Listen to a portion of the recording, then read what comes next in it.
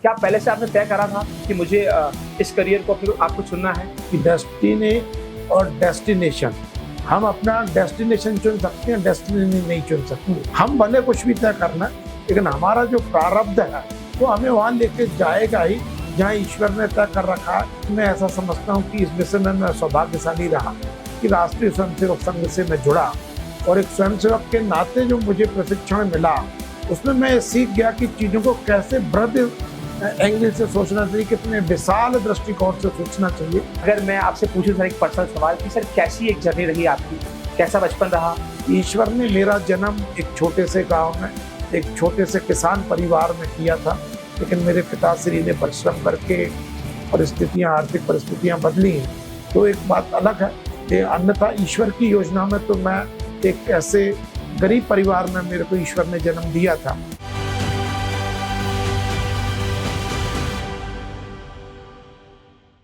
नमस्कार, मैं हूं आकाश शर्मा और आप देख रहे हैं वीर भारत पॉडकास्ट। दोस्तों, आज का पॉडकास्ट बहुत ज्यादा खास होने वाला है। दोस्तों, नर्मदा माँ की गोद में एक गांव है, सेमरी तालाब, जिला होशंगाबाद, जिसे आज पूरी दुनिया नर्मदापुरम के नाम से जानती है। उसी गांव में 21 जून 1968 को नर्मदा के किनारे पला बड़ा एक बालक पढ़ाई के लिए विदिशा पहुंचा। SATI तकनीकी संस्थान से इंजीनियरिंग में प्रथम स्थान प्राप्त किया और गोल्ड मेडल हासिल किया। उन्होंने 2 बार गेट परीक्षा क्वालिफाई की और भारत सरकार की CSIR रिसर्च फेलोशिप प्राप्त की। लेकिन इंजीनियरिंग की किताबों के साथ साथ वे रामायण, भगवत गीता, महाभारत, वेद और उपनिषद का भी गहन अध्ययन करते रहे। वर्ष 2023 में उदयपुरा विधानसभा की जनता ने उन्हें 42,823 मतों से अपना प्रतिनिधि चुना। 25 दिसंबर 2023 को भारत रत्न अटल बिहारी वाजपेयी जी की जयंती के अवसर पर उन्होंने मंत्री पद की शपथ ग्रहण की। और आज सदानीरा के इस मंच पर जहां पानी और जनसेवा की बात होती है, वहां हमारे बीच उपस्थित हैं वे मंत्री जिनका जन्म नर्मदा के पावन तट पर हुआ। लोक स्वास्थ्य एवं चिकित्सा शिक्षा राज्य मंत्री, मध्य प्रदेश शासन। आइए जोरदार तालियों के साथ स्वागत करते हैं माननीय मंत्री जी का और अभिनंदन करते हैं कि हमें उन्होंने समय दिया। स्वागत करते हैं माननीय मंत्री जी श्री नरेंद्र शिवाजी पटेल जी का। सर, आपका बहुत बहुत स्वागत है। धन्यवाद सर। पहले तो आपका इतना महत्वपूर्ण समय देने के लिए हमें बहुत बहुत धन्यवाद। सर, कैसा लग रहा है आपको इवेंट में? आज आप भोपाल में भारत भवन पर उपस्थित हैं सर। सदानीरा इवेंट चल रहा है सर, जहां पर हम पानी को लेकर बात कर रहे हैं, पंच महाभूतों को लेकर बात कर रहे हैं सर, और ऐसे में सर हम वाटर कंजर्वेशन को लेकर बात कर रहे हैं, जो संकट आज देश दुनिया पर है। कैसे देखते हैं आप सर, और ऐसे इवेंट जो आयोजन किए जाते हैं सरकार के द्वारा, वीर भारत न्यास के द्वारा, तो कैसा एक नजरिया है आपके नजरिए से, कैसा लगा आपको सर? बिल्कुल निश्चित रूप से आकाश जी, जैसा कि आपने कहा, पंच महाभूत यानी ये पंच तत्व से शरीर बना हुआ है।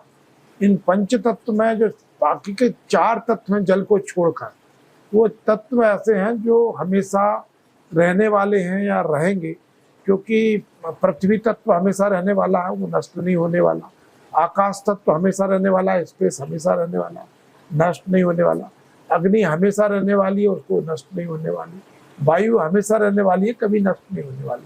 लेकिन एक तत्व उसमें से ऐसा है, जल, जिसके खत्म होने की पूरी संभावना है। तत्व होते हुए भी उसकी कमी होने की संभावना है। हालांकि समुद्र भरे पड़े हैं जल से, लेकिन वो जल कितना उपयोगी है ये सबको ज्ञात है। इसलिए हमारे पृथ्वी के जितने भी जल स्रोत हैं, जितने भी जल संरचनाएं हैं, उनका संरक्षण करना अत्यंत आवश्यक है। और इसकी शुरुआत घर से होनी चाहिए। तो घर से शुरुआत का अर्थ ही यही है। हमारे मध्य प्रदेश के यशस्वी लोकप्रिय मुख्यमंत्री जी ने जल गंगा संवर्धन अभियान जो प्रारंभ किया है, जन भागीदारी से कैसे हम अपने जल स्रोतों का संवर्धन कर सकते हैं, संरक्षण कर सकते हैं, उनको हम कैसे और अच्छा बना सकते हैं, इसके लिए निश्चित रूप से मैं समझता हूँ कि हमारे मुख्यमंत्री जी डॉक्टर मोहन यादव जी का बहुत भागीरथी प्रयास है। और उसमें हमारे मध्य प्रदेश की जनता का भी आभार व्यक्त करता हूँ कि उसमें बहुत बढ़ चढ़कर भाग ले रहे हैं। और विशेषकर वीर भारत न्यास का भी बहुत अभिनंदन करता हूँ कि उन्होंने भी सदानीरा जैसा एक कार्यक्रम करके अपने प्रदेश के युवाओं को इस अभियान से जोड़ा है। सर, बेशक आपने सही कहा। सर, एक बहुत इंटरेस्टिंग बात अगर मैं आपसे पूछूं सर, इंजीनियर्स हमें पता है कि सर जहां पर वो जाते हैं सबसे बेस्ट काम वो करके दिखाते हैं। आप भी एक इंजीनियर रहे हैं सर, और गोल्ड मेडल आपके पास में रहा है सर, गोल्ड मेडलिस्ट आप रहे हैं सर। क्या कुछ एक जर्नी रही सर? क्या पहले से आपने तय करा था कि मुझे इस करियर को अपने आपको चुनना है, इस करियर में मुझे जाना है? क्या एक जर्नी आपकी रही बचपन से जहां से आप पले बड़े, उसके बारे में आप प्लीज। देखिए, इस बारे में तो मैं ऐसा मानता हूँ कि डेस्टिनी और डेस्टिनेशन, हम अपना डेस्टिनेशन चुन सकते हैं, डेस्टिनी नहीं चुन सकते। लेकिन ये भी तय है कि हम भले अपना कोई भी डेस्टिनेशन बना लें, गंतव्य स्थान, हमारी मंजिल, हम भले कुछ भी तय करना, लेकिन हमारा जो प्रारब्ध है वो हमें वहाँ लेके जाएगा ही जहाँ ईश्वर ने तय कर रखा है, या हमारे पूर्व जन्मों से जो संचित होकर हमारे साथ में आया। तो मैं ऐसा समझता हूँ कि मेरे को समाज सेवा का या सार्वजनिक जीवन में काम करने का जो रुचि रही, वो शायद अपने पारिवारिक वातावरण के कारण आई, या राष्ट्रीय स्वयंसेवक संघ में बचपन में जुड़ गया इसलिए रही। लेकिन इसके बाद भी मैं कई बार, जैसे आपने कहा, इंजीनियरिंग कॉलेज में भी गया, मैंने फेलोशिप भी मेरे को मिली, मैंने सर्विस में भी गया, व्यवसाय भी किया। लेकिन मेरी जो कह सकते हैं कि प्रारब्ध था, वो मेरे को खींच के बार बार सार्वजनिक जीवन से जोड़ते रहा। तो मैं समझता हूँ कि शायद ये ईश्वर की कोई योजना है जिसका एक खिलौना मैं हूँ। बिल्कुल सर। सर आपकी जो प्रोफाइल हम देखते हैं तो आपने गेट जैसे इतने डिफिकल्ट एग्जाम को क्वालिफाई किया है सर, इतने पढ़े लिखे आप थे, तो साइंस के स्टूडेंट आप थे, और साथ साथ सर आप वेद, उपनिषद, महाभारत और हमारे जो ग्रंथ हैं, चाहे गीता जी हो, तो वो तमाम आप पढ़ते रहे। तो एज एन साइंस स्टूडेंट सब आज के अगर हम यूथ को देखें तो साइंस जब वो पढ़ते हैं तो अपनी जो संस्कृति है, चीज़ों है, तो उनसे हटते जा रहे हैं, वो क्वेश्चन मार्क क्रिएट करते हैं। तो सर आपके सामने कभी क्वेश्चन मार्क्स नहीं है, आपने कैसे उन चीज़ों को बैलेंस आउट किया? बिल्कुल निश्चित रूप से आकाश जी, मैं ऐसा समझता हूँ कि इस विषय में मैं सौभाग्यशाली रहा कि राष्ट्रीय स्वयंसेवक संघ से मैं जुड़ा, और एक स्वयंसेवक के नाते जो मुझे प्रशिक्षण मिला उसमें मैं सीख गया कि चीज़ों को कैसे बृहद एंगल से सोचना चाहिए, कितने विशाल दृष्टिकोण से सोचना चाहिए। तब जो उस विशाल दृष्टिकोण से हम जब सोचते हैं तब ध्यान आता है कि विज्ञान में और हमारी संस्कृति में, हमारे पौराणिक ग्रंथों में कोई विरोधाभास नहीं है, बल्कि जो अब विज्ञान जो खोजें कर रहा है वो खोजें हमारा जो पूर्व का साहित्य यदि उसे मान लें हम केवल, तो भी उसमें भरा पड़ा है। यदि मैं तो मानता हूँ कि राम और कृष्ण का जन्म इस धरती पर हुआ है, लेकिन जो यदि ऐसा मानते हैं कि काल्पनिक है, तो भी मैं ये कहूँगा कि यदि आज से हजारों वर्ष पहले जो कल्पनाएं कर ली गई कि मानव हवा में भी चल सकता है, वायु मार्ग से चल सकता है, हवा में भी ब्रह्मास्त्र छोड़े जा सकते हैं, अग्नि बाण जिसको हम कहते हैं आज मिसाइलें कहते हैं, तो इसकी कल्पना तो हमारे यहाँ के ऋषि मुनियों ने कर ली थी। तो हम यदि कल्पना भी मान लें, क्योंकि साइंस किसी भी आविष्कार के लिए हाइपोथेसिस मानता है। साइंस का नियम है कि कोई भी यदि आविष्कार होता है उसका सबसे पहले जन्म एक परिकल्पना के रूप में होता है, हाइपोथेसिस के रूप में जन्म होता है। धीरे धीरे उस पर रिसर्च होती चली जाती है, फिर बाद में वो मूर्त रूप लेता है, एक परिणाम उसमें आता है। तो हमारे यहाँ कम से कम हमारे ऋषि मुनियों ने परिकल्पनाएं तो इतनी अच्छी की थी। दूसरी ओर यदि हम देखेंगे, जैसे एक उदाहरण मैं आपको बताता हूँ एस्ट्रोनॉमी का और एस्ट्रोलॉजी का। अब एस्ट्रोनॉमी तो साइंस है, उसको सब मानते हैं, पूरा खगोल विज्ञान सब लोग जानते हैं। आज वो हमारे जो अध्ययन है, वैज्ञानिक अध्ययन, उससे प्रूव हो रही हैं सारी चीज़ें, और वही हमारे ग्रंथों में लिखी हुई हैं। हमारे ग्रंथों में भी वही सब बातें लिखी गई हैं। तो खगोल विज्ञान में भी हम उन्नत थे जब भी लिखी गई ना बातें। अब दुनिया के कई ऐसे, मैं नाम नहीं लेना चाहता, लेकिन दुनिया में कई ऐसी मान्यता हैं जिनको ज्ञान ही नहीं था कि खगोल विज्ञान का क्या है। पृथ्वी सूरज के चक्कर लगाती है कि सूरज पृथ्वी के चक्कर लगाता है, पृथ्वी गोल है कि चपटी है। जब दुनिया को ये नहीं मालूम था, हमारे यहाँ के ऋषि मुनियों ने ये भी खोज लिया था कि जो इस ब्रह्मांड के पिंड हैं उनका मानव शरीर पर क्या असर होता है, इस तक का अध्ययन हमारे ऋषि मुनियों ने कर लिया था। अब ज्योतिष शास्त्र मैं कहूँगा, एस्ट्रोलॉजी, तो लोग हो सकता है दकियन उसी का है, लेकिन साइंस भी तो मानती है कि इस ब्रह्मांड के, इस सृष्टि के सब पिंड एक दूसरे को प्रभावित करते हैं। ये न्यूटन के लॉ में है। तो जब एक दूसरे पिंड एक दूसरे को प्रभावित करते हैं तो ग्रह क्यों प्रभावित नहीं करेंगे? अभी अध्ययन का है, उसको जानने वाले कितने लोग बचे ये एक अलग विषय है, लेकिन ये विज्ञान है। मैं ऐसा मानता हूँ हमारे धर्म शास्त्रों में भी अनेकों अनेक ऐसी बातें हैं जो विज्ञान सम्मत है। ये हम चूंकि बहुत लंबे समय तक राजनीतिक रूप से गुलाम रहे, उसका परिणाम रहा कि हमारे अंदर एक हीन भावना भर दी गई कि आपका जो साहित्य है, आपके जो धर्म ग्रंथ हैं वो दकियानूसी हैं, तो विज्ञान सम्मत नहीं है। इसलिए नई पीढ़ी उस तरफ सोचती है। लेकिन यदि नई पीढ़ी जब उन दोनों की तुलना करेगी तो पाएगी कि हमारा संस्कृति में विज्ञान भरपूर है। सर, आपके पास एक बहुत महत्वपूर्ण जिम्मेदारी है इस समय स्वास्थ्य को लेकर मध्य प्रदेश की जो है जितनी भी जनता है। सर, हमारे यहाँ पर हम नर्मदा माँ कहते हैं जो जीवनदायिनी है मध्य प्रदेश की, और सिर्फ मध्य प्रदेश की नहीं, आसपास के राज्यों तक हम चाहे बहुत सारे रिसोर्सेज प्रोवाइड करते हैं, चाहे पानी हो चाहे बिजली हो, हम प्रोवाइड करवा पाते हैं। सर आप क्या मानते हैं कि जैसे जो अगर हम दिल्ली तरफ देखें सर, तो जो उस क्षेत्र में गंगा जी की जो हालत है, आगे चलकर सर माँ नर्मदा का ऐसा कुछ वो ना हो, आप क्या मानते हैं अगर पानी साफ हो पूरी तरीके से और उसको हम संरक्षण करके रखें तो उससे स्वास्थ्य भी सही रहेगा? उसको आप कैसे देखते हैं सर? बिल्कुल, देखिए निश्चित रूप से जल, हमारा जो शरीर है उसमें 70% से भी अधिक जल है। हाँ। तो जल जनित जो बीमारियां होती हैं, जल से कई बीमारियां हमारे शरीर में प्रवेश कर जाती हैं। डायरिया, हैजिया, टाइफाइड, ऐसी जो बीमारियां हैं जो जल के माध्यम से हमारे शरीर में पहुंचती हैं। तो यदि शुद्ध जल हमारे शरीर में जाएगा तो निश्चित रूप से हमारे नागरिक स्वस्थ रहेंगे। अब नर्मदा जी का चूंकि आपने उल्लेख किया, अब हमारे एक संत हैं वो तो नर्मदा के जल पर ही अपना जीवन यापन कर रहे हैं। तो नर्मदा के जल में जो, चूंकि नर्मदा का जो पानी है वो किसी ग्लेशियर के पिघलने से नहीं आता है, वो हमारे जो नर्मदा किनारे जो पेड़ लगे हैं या जो जंगल लगे हुए उनसे जो रिस रिस के पानी आता है। मेरी मान्यता है, और हो सकता है साइंस के माध्यम से यदि अध्ययन होगा तो सिद्ध भी हो सकता है, क्योंकि वो उन जड़ों से पानी आता है, वो सारी उस जो वनस्पति उससे होके पानी आता है। तो हो सकता है कि उस जल में कुछ ऐसे पदार्थ आ जाते हो, ऐसे मिनरल्स आ जाते हो जो व्यक्ति को और स्वस्थ रखते हो। तो मैं समझता हूँ कि यदि जल स्वच्छ रहेगा तो नागरिक भी स्वस्थ रहेंगे। और जहाँ तक नर्मदा जी का बात है तो मैं समझता हूँ कि नर्मदा जी हमारे लिए केवल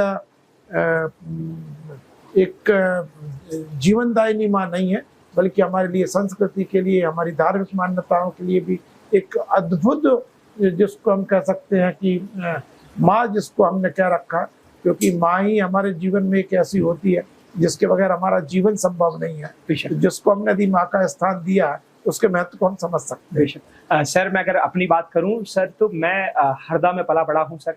हमारे पास में ही सर नेमावर है, हंडिया है, वहाँ पर सर माँ नर्मदा का नाभि कुंड है।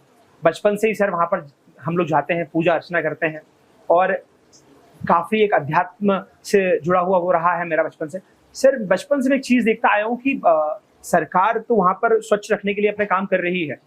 आप देखें सर कि कुंड भी बना रही है कि जो हमारी प्रसादी होती है, हालांकि सर मेरी खुद की भावना भी है, मान लीजिए मेरे जो फूल हैं जो हम हवन करते हैं उसकी जो बचती हैं बाकी चीज़ें, तो हम सोचते हैं कि इसे हम जल में प्रवाह कर दें, पर इससे अच्छा मंच और आपसे अच्छा व्यक्ति मुझे लगता नहीं कि ये उत्तर दे पाएगा सर, क्योंकि आपने साइंस के स्टूडेंट रहे हैं और प्लस आपकी धर्म और वेद पुराणों में रुचि काफ़ी रही है, काफ़ी आपने उसमें अध्ययन किया। सर हम देखते हैं कि स्वच्छ रखने के लिए सरकार ने कुंड बना दिए हैं वहाँ पर कि भाई साहब आप प्लीज़ इसमें जो भी सामग्री है उसमें आप वो डालिए सर, परंतु जब हम वहाँ पर देखते हैं तो जो लोग पूजा अर्चना का सामान होता है, सबकी भावना होती है, मेरी पर्सनल भावना भी कि मैं माँ में प्रभावित कर दूं, परंतु सर इससे जो जल के नीचे जो जितने भी जीव जंतु रहते हैं उन्हें काफ़ी नुकसान पहुँचता है। तो सर वीर भारत न्यास के इस मंच से आप मध्य प्रदेश की जनता को क्या कहना चाहेंगे एज एन स्टूडेंट और एज एन लीडर और एज एन रिसर्चर भी मैं कहूँगा, क्योंकि आप जो बैलेंस करके चीज़ों को लेकर आए हैं सर ऊपर जी प्लीज़। बिल्कुल, देखिए आकाश जी, मैं तो आपके माध्यम से और वीर भारत न्यास के सदा नीरा कार्यक्रम के माध्यम से मध्य प्रदेश के नागरिकों से केवल एक विनम्र प्रार्थना करता हूँ कि ये जल जो है, नर्मदा माँ जो है, हमारे बच्चों के लिए एक सबसे बड़ी धरोहर है। हम यदि अपने बच्चों के लिए संपत्ति इकट्ठा करके जाने का एक सपना देखते हैं, सारे माँ बाप देखते हैं, तो यदि हम अपने मानव समाज के लिए सबसे बड़ी कोई संपत्ति देके जा सकते हैं तो ये जल स्रोत है, जिसमें नर्मदा का अद्भुत स्थान है। निश्चित रूप से मान्यताएं अपनी जगह हैं, लेकिन समय के हिसाब से मान्यताओं को बदलना आवश्यक है। एक कभी समय था कि चूंकि जनसंख्या कम थी, जनसंख्या कम होने के बाद वजह से जो पूजा सामग्री रहती थी उसको नदी में प्रभावित, चूंकि उस समय जो पूजा सामग्री थी वो भी इतनी शुद्ध हुआ करती थी कि उसको शुद्धता से नर्मदा को भी लाभ होता था। लेकिन अब उसमें भी केमिकल मिलने लगे हैं, लोग पन्नियों में ही भर के नर्मदा में प्रभावित कर देते हैं। तो मैं समझता हूँ वो पुण्य का काम नहीं है, वो पाप का काम है। जैसा कि आपने कहा कि नर्मदा के जीव जंतुओं को नुकसान होता है। अब जैसे दीपक जो हमारे यहाँ पे आटे के बना के हम डालते हैं, वो लाभदायक है क्योंकि वो आटा जो है वो जीव जंतुओं के खाने के काम आता है। लेकिन उसी की जगह यदि हम कोई प्लास्टिक की चीज डालेंगे नर्मदा जी में तो नुकसान होगा। तो इस पर हमें विचार करना होगा कि चूंकि हमारी जो पुरानी परंपराएं थी वो प्रकृति आधारित थी, लेकिन आज हमारी जितनी परंपराएं वो सब आर्टिफिशियल चीजों से बन गई है, प्लास्टिक से बन गई है। तो उनसे निश्चित रूप से हमें अपने जल स्रोतों को बचाना चाहिए। सबसे विनम्र प्रार्थना है कि माँ को प्रणाम करें, माँ को स्वच्छ रखें, जो भी डिस्पोजल आपको करना है वो यथास्थान करें। कम से कम नर्मदा जी में या किसी भी जल स्रोत में उनको प्रभावित करने की बजाय उसके किनारे पे बने जो कुंड है या सरकार ने व्यवस्था की है या नगरीय निकायों ने जो व्यवस्था की है उसमें करें। सर, बेशक आपने बहुत सही निर्देश और जो आपने बताया लोगों को, जनता को आपने जो बताया है बेशक बहुत सही है सर। और अगर मैं आपसे पूछूं सर एक पर्सनल सवाल कि सर कैसी एक जर्नी रही आपकी, कैसा बचपन रहा, जहाँ जिस गांव में आप पले बड़े, आज तक की जर्नी, क्या इतने सारे करियर्स में आपका रहा सर? आपने गैट क्वालिफाई किया जो कि बहुत डिफिकल्ट था, आपने तमाम चीज़ों को अलग अलग चीज़ें ट्राई करी, साथ में सर आप अध्ययन भी करने लगे जो हमारे क्लासिक्स हैं सर। तो क्या आप आरएसएस में थे, संघ में थे, तो वहाँ से आपको भगवत गीता, महाभारत, इन सब चीज़ों का पढ़ने का आपको लगा कि मुझे जुड़ना चाहिए, पढ़ना चाहिए, या फिर घर परिवार होशंगाबाद नर्मदापुरम में आप सर पले बड़े, तो माँ नर्मदा के किनारे आप रहे, तो वो एक आध्यात्मिक माहौल था, इस कारण वो चीज़ें रही?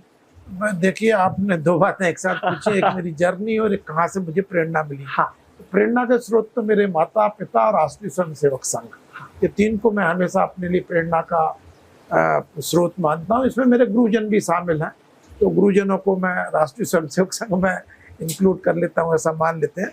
मेरे विद्यालय के शिक्षक भी रहे, मेरे महाविद्यालय के शिक्षक भी रहे, उन्होंने भी मुझे प्रेरणाएं दी हैं। लेकिन राष्ट्रीय स्वयंसेवक संघ से निश्चित रूप से मुझे अद्भुत प्रेरणाएं मिली। उसके जो प्रचारक होते हैं उनको मैं कह सकता हूं कि जो अपने समाज के साधारण वस्त्र पहनते हैं लेकिन किसी साधु संत की तपस्या से कम तपस्या उनकी नहीं होती, उनसे और ज़्यादा ही तपस्या वो लोग करके समाज की सेवा करते हैं। तो निश्चित रूप से ऐसे अनेकों प्रचारकों का, संत स्वरूप प्रचारकों का मुझे सानिध्य मिला है। तो उनसे प्रेरणा मुझे मिली है सार्वजनिक जीवन में काम करने की भी, और अध्ययन करके अपना जिसे कह सकते हैं कि स्वयं का भी परिष्कृत करने का, और समाज को कुछ हम अध्ययन करके देंगे तो और उत्तम दे पाएंगे, ऐसा मैं मानता हूँ। जहाँ तक आपने जर्नी की बात की तो निश्चित रूप से आपके इस प्रश्न से मैं एकदम गोता लगा लिया था अपनी मानसिक स्थिति में, और मैंने पाया था ईश्वर ने मेरा जन्म एक छोटे से गांव में एक छोटे से किसान परिवार में किया था। और जो पंडित दीनदयाल उपाध्याय जी कहते हैं अंतिम पंक्ति का अंतिम व्यक्ति, तो मैं समझता हूँ मेरे को ऐसे ही परिवार में ईश्वर ने भेजा था। लेकिन मेरे पिताश्री ने परिश्रम करके परिस्थितियाँ, आर्थिक परिस्थितियाँ बदली हैं, तो एक बात अलग है। अन्यथा ईश्वर की योजना में तो मैं एक ऐसे गरीब परिवार में मेरे को ईश्वर ने जन्म दिया था। मैं समझता हूँ कि शायद वो ईश्वर ने मुझे ये प्रेरणा देने का काम किया, उनके लिए भी मैं कुछ कर सकूँ और उन्हीं के लिए अपना जीवन समर्पित कर सकूँ, ऐसा मन के अंदर भाव पैदा होता है। उसी के कारण मेरा प्रारब्ध मुझे राष्ट्रीय स्वयंसेवक संघ की तरफ ले गया। राष्ट्रीय स्वयंसेवक संघ ने मुझे सार्वजनिक जीवन में काम करने की प्रेरणा दी।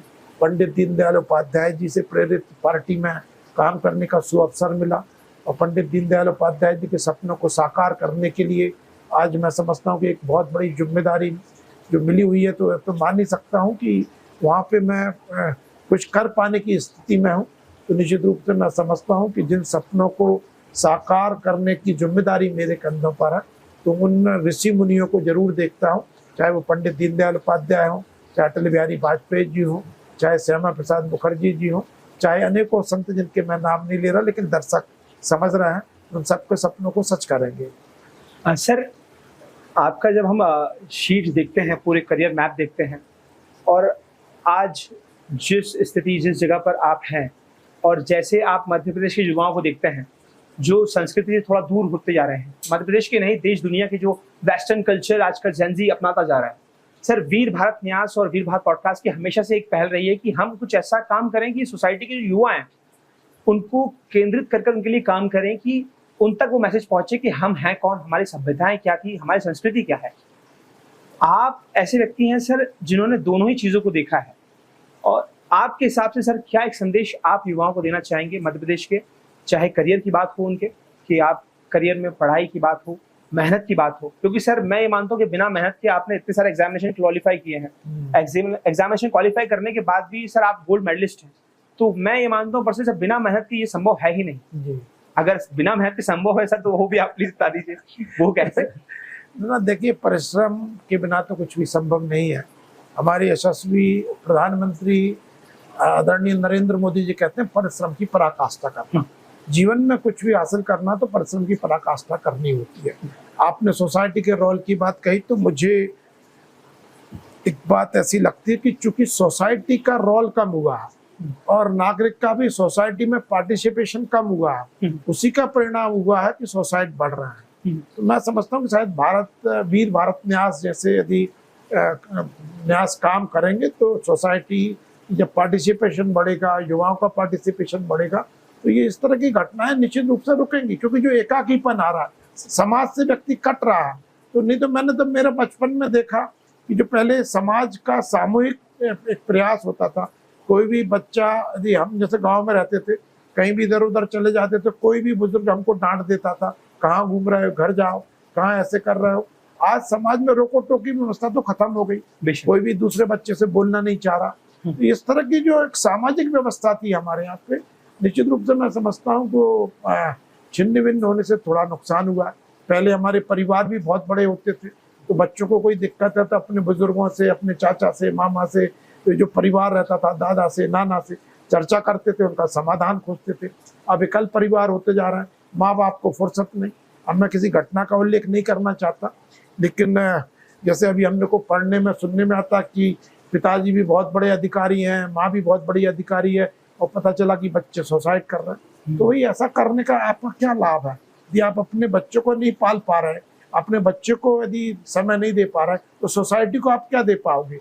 जहाँ भी आपको यदि जिम्मेदारी है समाज में, शासन में, उसको आप नहीं निभा सकते। तो मैं समझता हूँ सबसे पहले हमें इस बात की ध्यान रखनी चाहिए कि हमारी जो ड्यूटी है, हमारा जो कर्तव्य है, उसको हर नागरिक को ध्यान देना चाहिए। मैं समझता हूँ कि हर व्यक्ति यदि इस दृष्टि से सोचेगा तो स्वयं का परिवार भी सुखी रहेगा, पड़ोसी का परिवार भी सुखी रहेगा, और पूरा समाज सुखी रहेगा। बेशक सर, आपने बहुत सही कहा। सर मेरा आखिरी सवाल आपसे यही है कि जब हम देखते हैं समाज को, जब हम देखते हैं व्यवस्थाओं को, सरकार कर रही है काम सर अपने स्तर पर, योजनाएं सर, इतनी बड़ी पॉपुलेशन को देखना समझना मैं मानता हूँ आसान नहीं है सर। अभी हाई कमिश्नर आए थे किसी एक देश के, उन्होंने भी कहा कि आप इंडिया हैं और आपके पास पॉपुलेशन है, और व्यवस्थाओं को सही करना, लाइक हम जिस कंट्री से आते हैं, हमारी कंट्री छोटी है, हमारी पॉपुलेशन ही 10 लाख है, जिस कंट्री के होते हैं वो 10 लाख है, तो उसको मैनेज करना जैसे हम लोग हैं वो कहीं ना कहीं पॉपुलेशन के हिसाब से आसान है।